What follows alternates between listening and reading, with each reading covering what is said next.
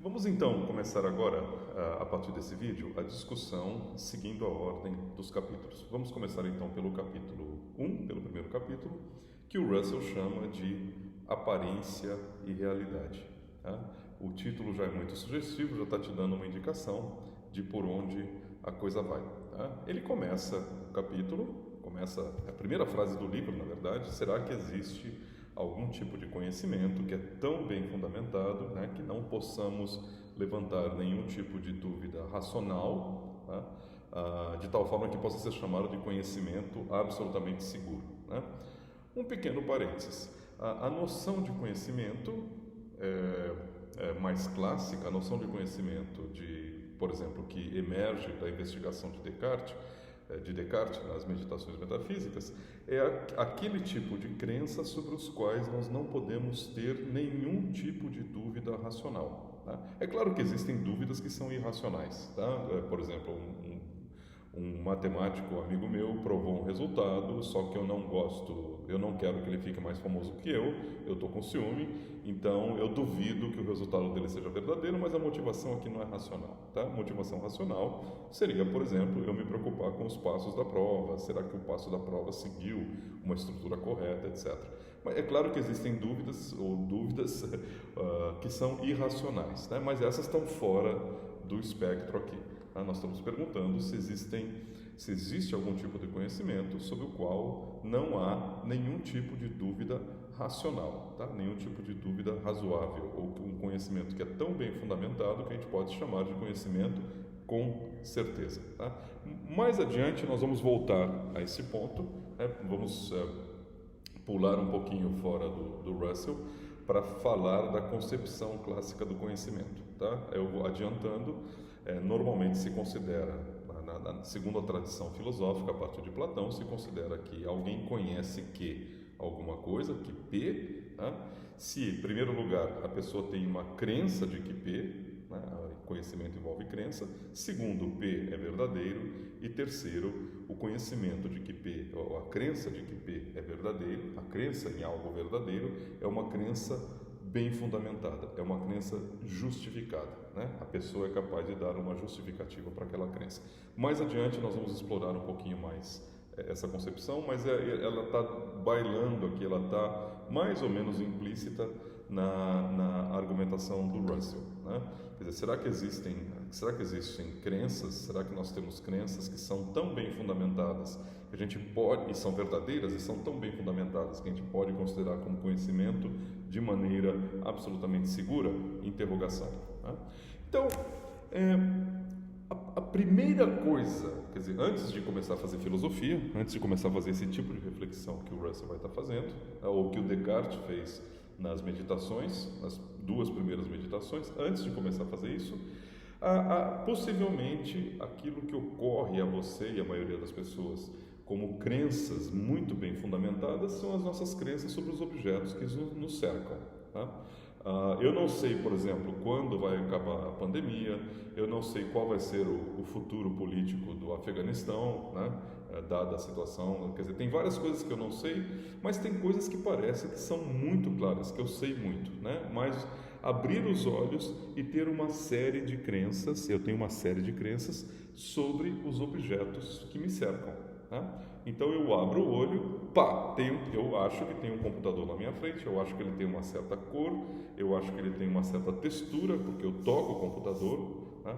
Eu acho que ele emite um certo som, se eu der batidinhas no computador, emite um certo som. Eu acho que há uma garrafa de água aqui na minha frente, tá? Eu acho que ela tem uma certa cor, eu acho que ela tem uma certa forma, ela tem uma certa temperatura, está gelada e assim por diante.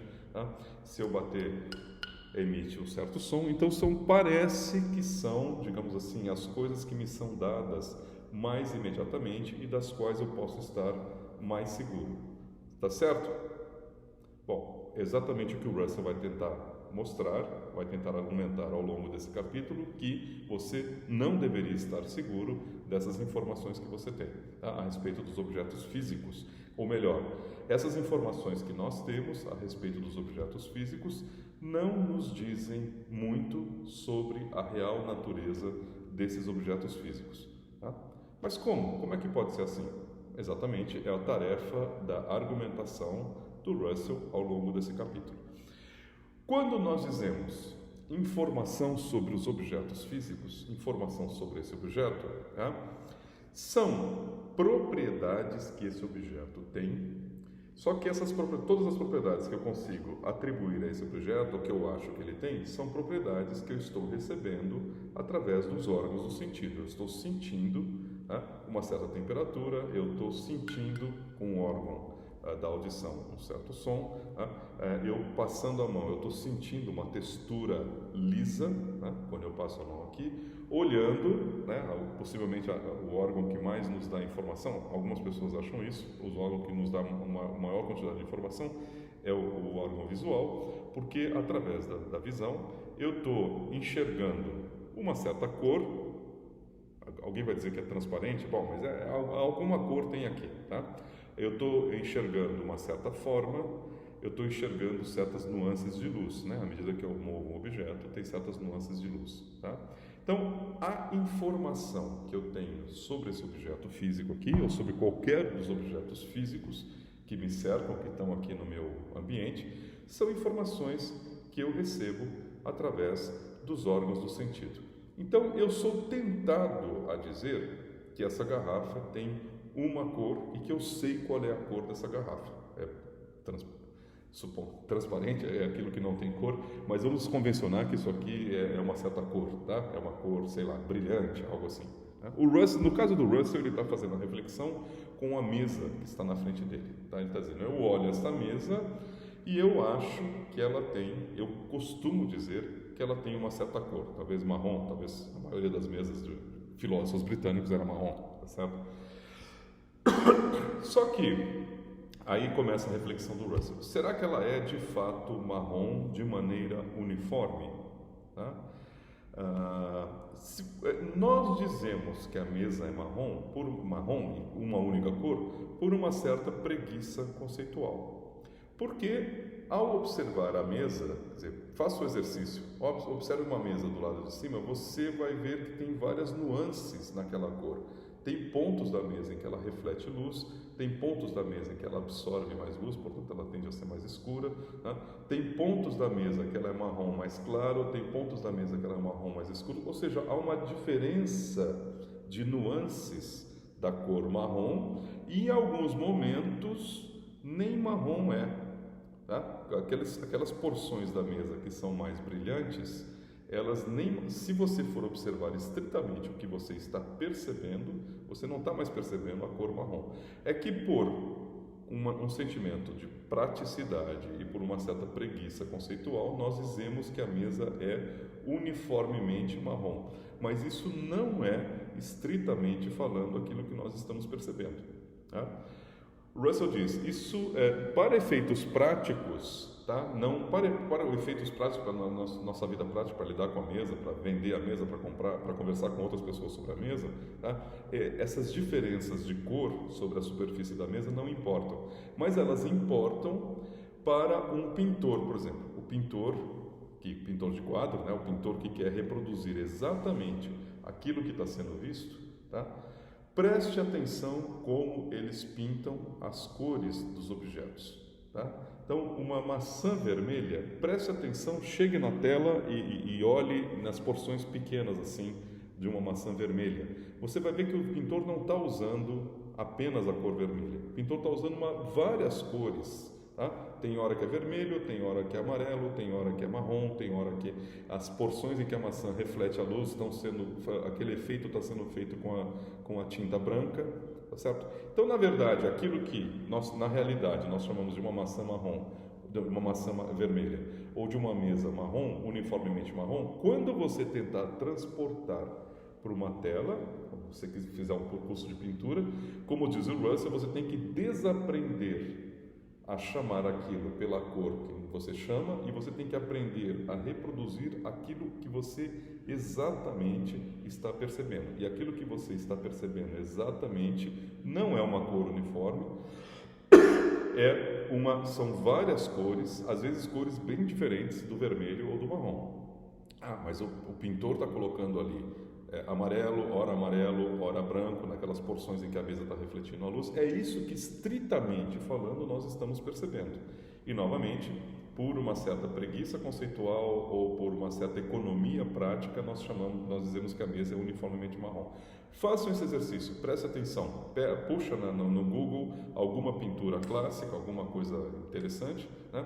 E vai numa porçãozinha da pintura, por exemplo, um véu azul de uma musa pintada num quadro, vai lá no véu azul e preste atenção quais são as cores que estão sendo. Não é só o azul que está aparecendo ali, está aparecendo azul, está aparecendo branco, está aparecendo negro nas partes em que a coisa, que para produzir o efeito do sombreado. Estritamente falando, o que nós estamos percebendo é uma multiplicidade de cores, tá?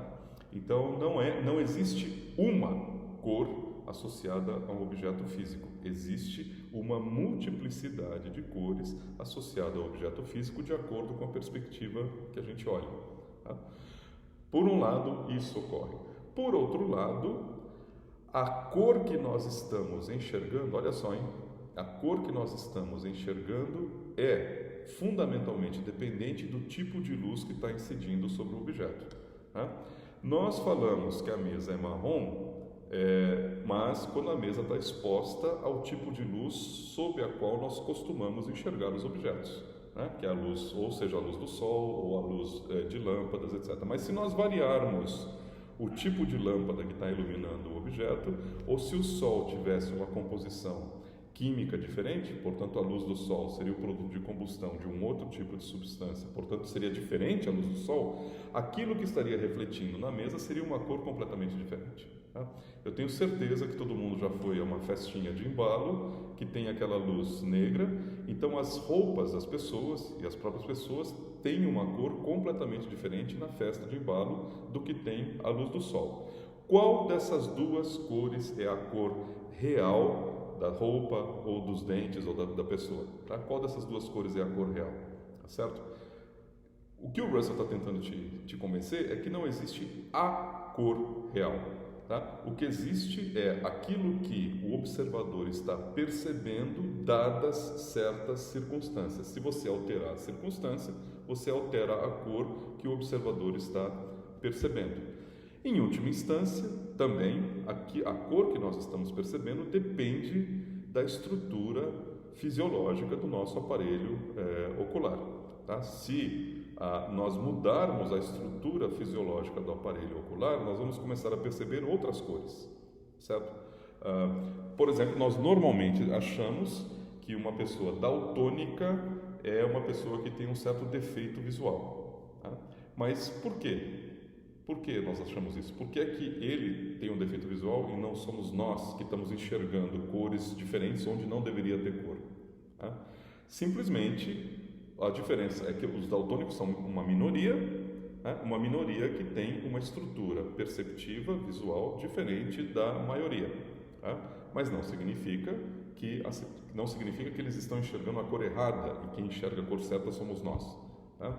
Então, o que o Russell está tentando te convencer, está argumentando, é que a cor enxergada existe apenas para o observador, que a coisa, ela mesma, tá? Ela não tem uma cor em si, ela não tem uma cor natural, tá? Outra coisa que pode te ajudar a te convencer é que, bom, suponha que você acha que a mesa seja marrom, mas começa a aproximar com uma lente muito poderosa, tá? Você vai ver que a estrutura da mesa começa a ser bem diferente daquilo que você achava que ela é, quando você vê com uma lente poderosa. Quando você passar a observar a mesa com um microscópio, essa cor marrom desapareceu completamente, tá? O que você vai ver é possivelmente zonas cinzas das moléculas que compõem a mesa, e se você aprofundar ainda mais, um microscópio mais poderoso ainda, até essas cores desaparecem. Qual dessas é a cor real da mesa? Resposta do Russell: nenhuma delas. A cor existe apenas para o observador e é uma função de quem está observando e das circunstâncias nas quais a observação está sendo feita. Continuamos em seguida.